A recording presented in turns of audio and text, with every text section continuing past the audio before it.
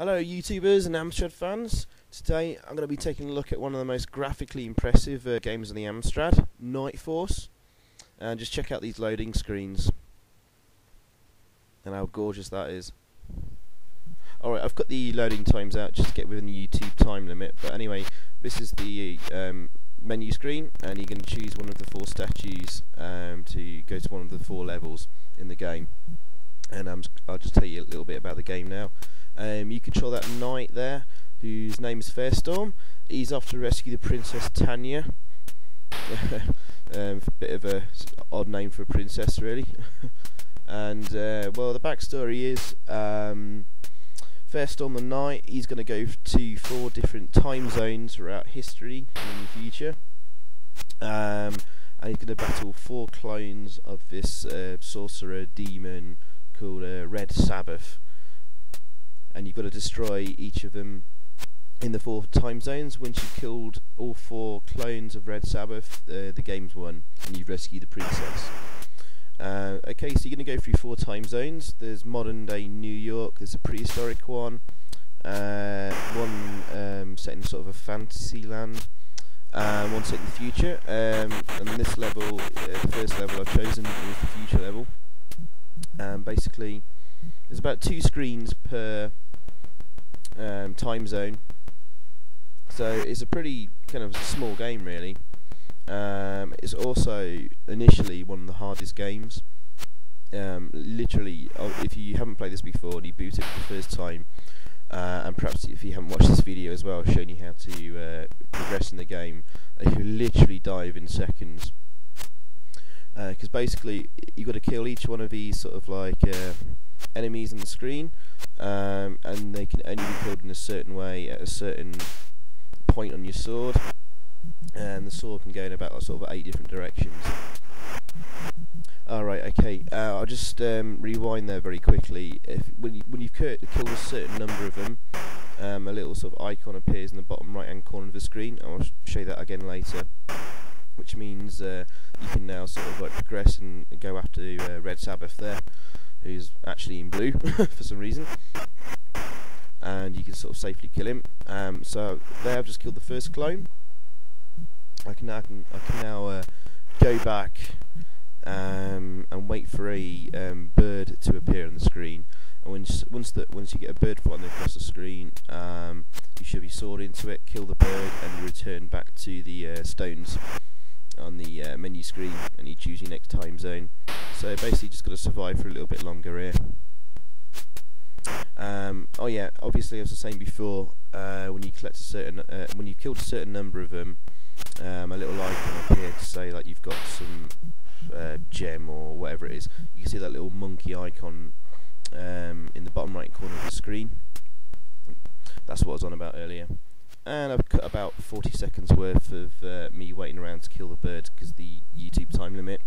So apologies about that, but you know. Anyway, on to the second level.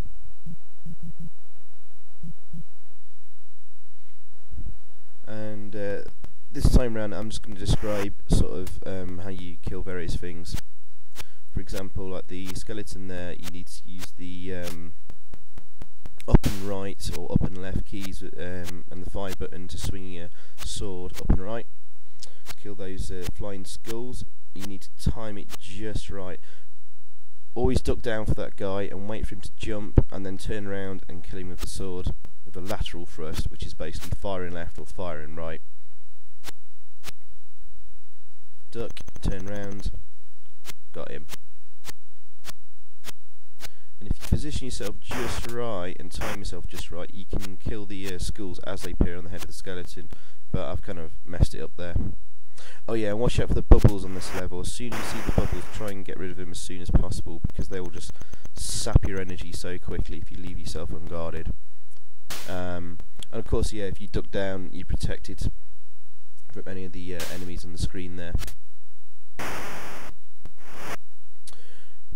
As I was saying before, on the last level, the objective is to kill as many of them as possible, and you will see the little there's a sort of a grey pillar to the right of the middle of the screen that decreases as you kill bad guys. When that's low enough, you win the icon or gem or whatever it's called, and it will appear in the bottom right corner of the screen, so I'm very close to getting that by the looks of it. Your energy is that blue pillar. That goes up when you kill a bad guy, so...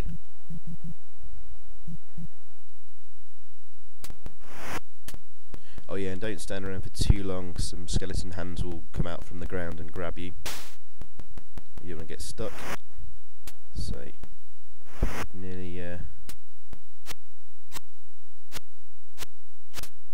got the item I need, and then I can go and kill the next... Oh yeah, I've got it now.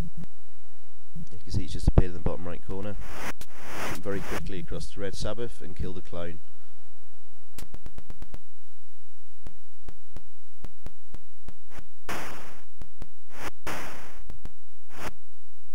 So yeah, the game's, you know, got some really gorgeous graphics, and you know, obviously, I think when they appeared in the magazines and AMSTRAD Action, you know, or whatever your magazine was for whichever country you were from, you know, you looked at them and went, oh my god, this game must be amazing, just, the graphics are really awesome and stuff. But you know, it's a classic example of style over substance, because you know, there's only about 12 screens in the entire game.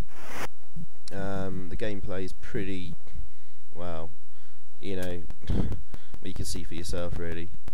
There's not a great deal to it. It's basically a bit like Barbarian, I suppose. But at least like Barbarian 2 had a bit of exploration and, you know, thought process behind it. So yeah, there's some pretty crappy sound effects and no music. I mean, maybe had a bit of music, would have given the game a bit more atmosphere. Oh well. Oh yeah, and this one, as soon as you start the New York level, whether you can see in the bottom of the screen there very clearly or not, I don't know. After I compress this video, but there's a black like hole in the floor there. So basically, jump over that as soon as you start before. These warriors sort of appear on the screen, otherwise you're going to get stuck or fall down the hole. Watch out for the hook that swings back and forth at the top of the screen because you're in the docks. If it catches you while you're standing up, it will knock your head off, which is pretty cool, a bit like Barbarian. This is one of the easiest levels. I think the first two you've just seen were probably the hardest levels. This is dead easy. Basically keep ducked down, and even the bad guy won't like attack you while you're ducked. And when he comes to you, just do a lateral thrust of the sword, which is fire and right, and hold it in him, and then he'll drop to the ground. Okay, I've got the icon. I can move across and go after Red Sabbath clone.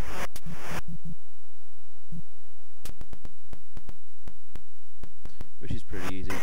He can actually kill you if he gets enough fireballs on you, but to be honest, he's pretty easy to defeat.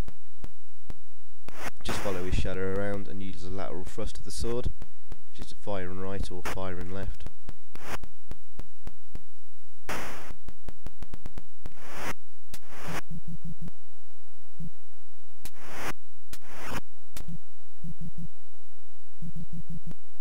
Okay, coming on to the last of the 4 levels I'll need to do. Here's the bird, kill the bird and you return back. I think this will be the Prehistoric Land.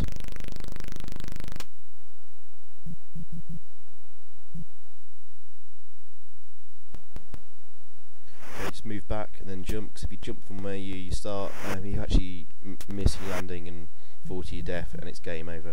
Oh, that's a good point as well. Yeah, just how frustrating this game is initially.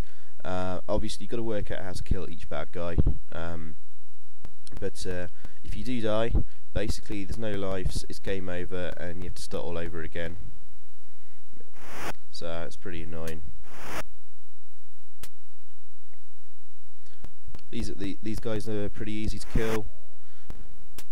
You're doing a downward thrust and hold it in them, so fire and down and right, or down and left on your joystick, and hold it in him, hold the fire button, hold the position, and wait till he dies. And that's it. It's a shame really that they sort of, you know, wasted so much time doing some really lovely graphics and stuff on such a weak game.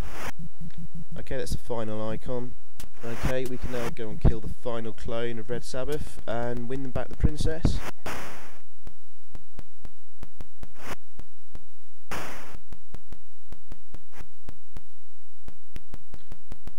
Nearly done.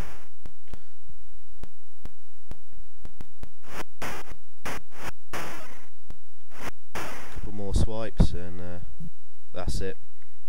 We've rescued the Princess Tanya.